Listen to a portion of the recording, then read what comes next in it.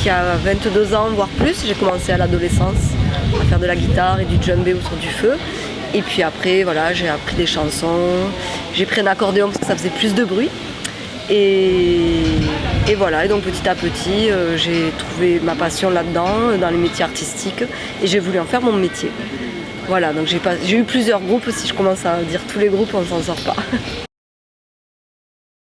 Il y a quelques années, j'ai fait une formation professionnelle de musique traditionnelle à Toulouse, au conservatoire. Et après ça, j'ai eu envie d'aller plus loin, de faire danser les gens, parce que la musique avant, c'était très chanson française et occitane, mais pas forcément pour faire danser. Et cette fonction me plaisait. Donc j'ai dit maintenant, j'ai envie d'avoir un bal, vraiment que pour danser les danses traditionnelles. Voilà. Donc j'ai démarré avec d'autres musiciens, je leur ai proposé. Alors il y en a qui sont partis, d'autres qui sont venus, hein, ça bouge comme tous les groupes. Mais voilà, ça a démarré comme ça. C'est une belle question, c'est-à-dire quand on est jeune justement, je vais revenir au djembé, on est passionné par toutes les musiques du monde, on se dit les chansons africaines, j'apprenais les chansons africaines, j'apprenais les chansons espagnoles, j'apprenais voilà. Je dis mais moi je suis qui?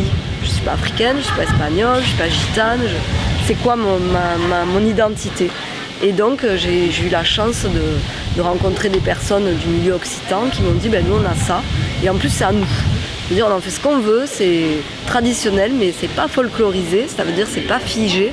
Donc tu le prends, tu le modifies, tu en fais ce que tu veux et puis c'est de ton pays quoi. Et donc c'était un bon moyen pour échanger avec le monde quoi. Donc voilà, et puis c'est une belle langue, il y a des belles histoires.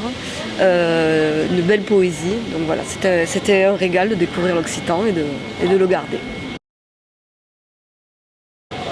Alors, donc il y a beaucoup d'histoires de femmes à marier qui se plaignent, donc c'est des vieilles chansons, hein. Elles se plaignent que le mari fait pas ci, fait pas ça, des fois c'est très violent d'ailleurs, comme les contes un peu hein, qu'on a même en français, hein, où ça parle de pédophilie, ça parle de viol. Voilà, donc c'est aussi pour prévenir, c'est des chansons en fait qui sont comme un remède quelque part, comme les contes en français.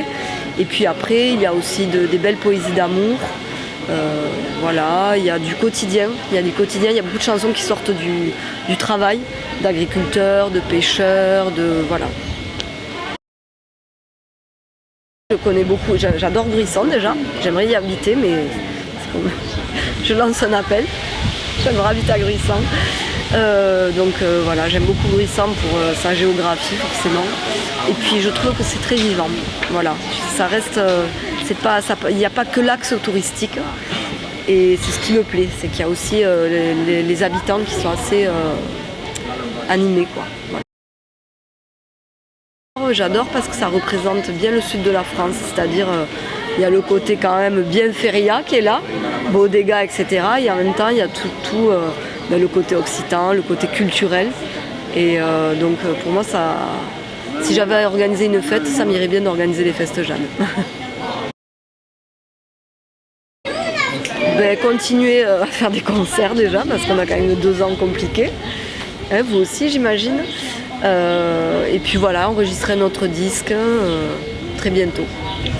Tu parles de vieilles chansons, mais tu as des compos aussi. Alors on compose aussi un peu. Là, on devrait mélanger plus. Donc le disque là qu'on vient de faire, c'est surtout du trad. Mais le prochain, on aimerait composer, surtout que donc dans le groupe, il y a 2 Cubains. Et on aime bien mélanger justement leur percussion, leur style. Eux, ils ont une musique traditionnelle très forte, très ancrée. Et j'aimerais qu'ils mettent leurs pattes là-dedans, quoi. Voilà.